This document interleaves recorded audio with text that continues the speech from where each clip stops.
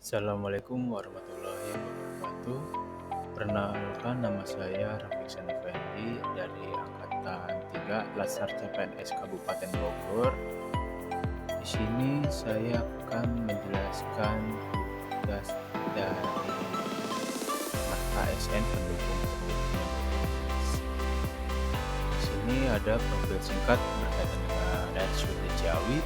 RSUD Ciawi adalah rumah sakit milik pemerintah Kabupaten Bogor yang terus berkembang sejak berdiri tahun 1993 dengan visi menjadi rumah sakit terpercaya dalam pelayanan, pendidikan, dan penelitian pilihan masyarakat.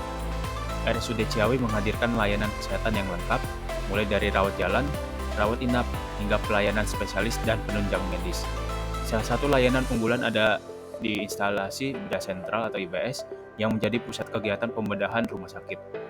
Disinilah peran pelayanan anestesi menjadi sangat penting. Tim anestesi memastikan pasien mendapatkan penilaian pra-anestesi yang tepat, memilih jenis anestesi yang sesuai, memberikan obat dengan aman, serta memantau pasien selama operasi dan saat pemulihan. Sinergi antara IBS dan pelayanan anestesi menjadi bagian tak terpisahkan dari komitmen RSUD Ciawi untuk memberikan pelayanan bermutu tinggi, aman, dan sesuai standar keselamatan pasien. Dengan dukungan tenaga profesional dan fasilitas yang memadai, setiap tindakan pembedahan di RSUD Ciawi dirancang untuk memberikan hasil terbaik bagi pasien.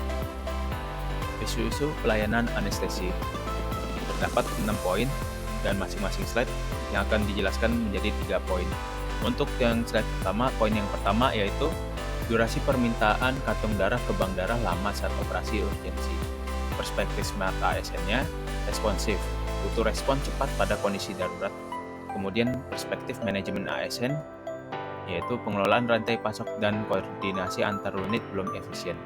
Dampaknya mengancam keselamatan pasien saat berdarah masif, pihak terdampak, pasien dan keluarga, tim bedah dan anestesi, bank darah rumah sakit, dan manajemen rumah sakit. Untuk poin yang kedua, integrasi data laboratorium dan radiologi dengan persiapan anestesi belum optimal.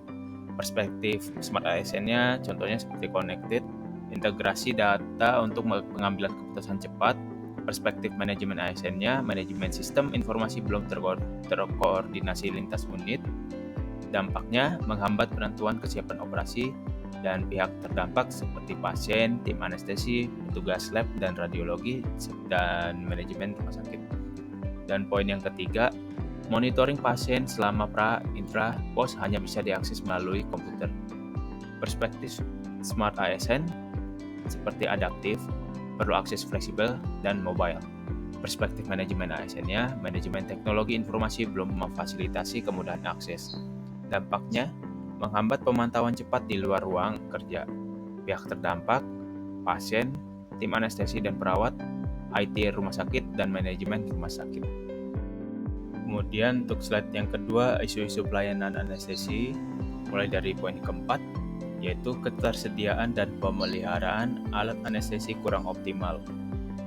Perspektif Smart ASN seperti reliable, keandalan alat adalah kunci keselamatan. Perspektif manajemen ASN, manajemen aset medis belum efektif. Dampaknya, risiko kerusakan mendadak dan keterlambatan tindakan. Yang terdampak, pasien, tim anestesi, bagian pemeliharaan dan instalasi rumah sakit, serta manajemen rumah sakit. Untuk poin yang kelima yaitu pengelolaan obat di kotak darurat belum optimal. Masih ditemukan obat yang sudah kadaluarsa.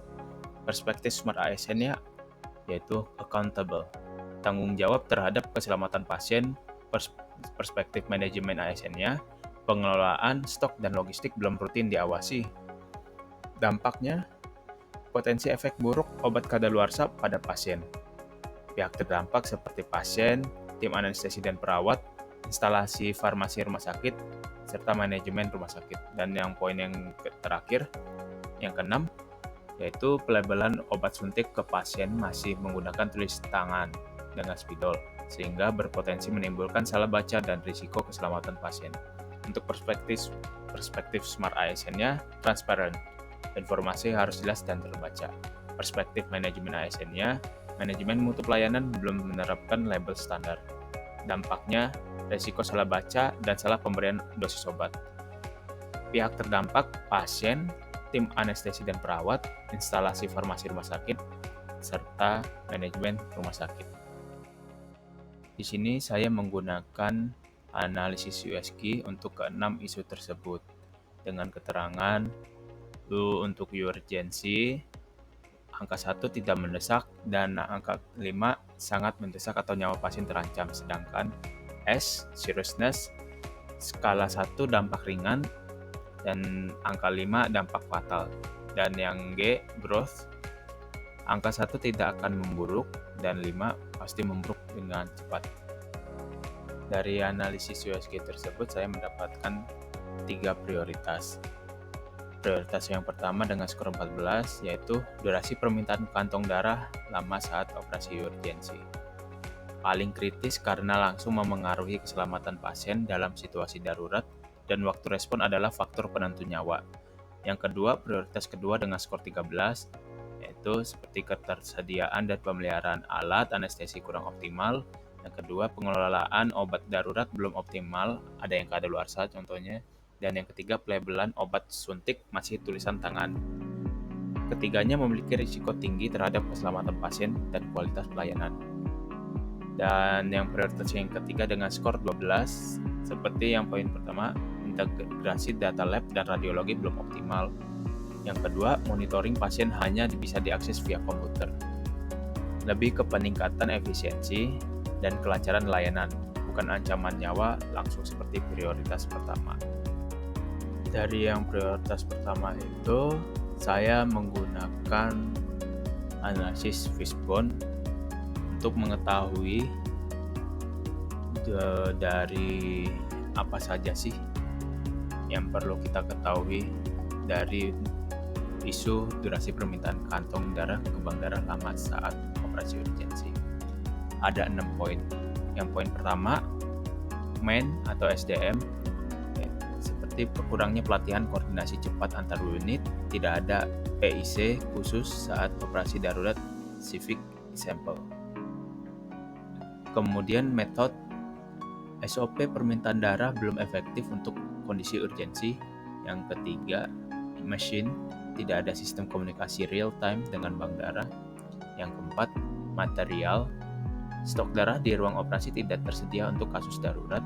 Yang kelima, measurement, tidak ada monitoring waktu respon dari bank darah. Dan yang keenam, environment, jarak fisik antara ruang operasi dan bank darah cukup jauh.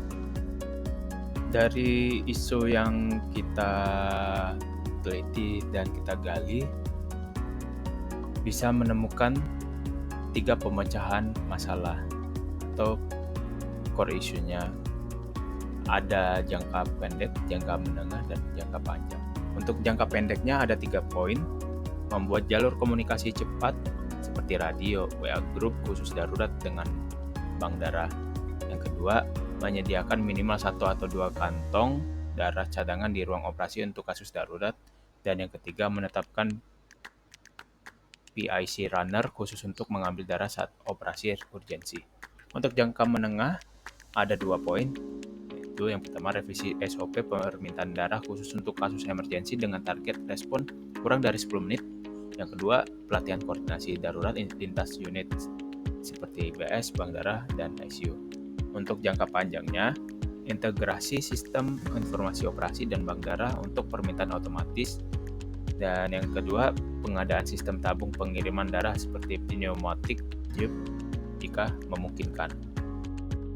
Sekian hasil penjelasan video berkaitan dengan unit kerja saya di RSUD.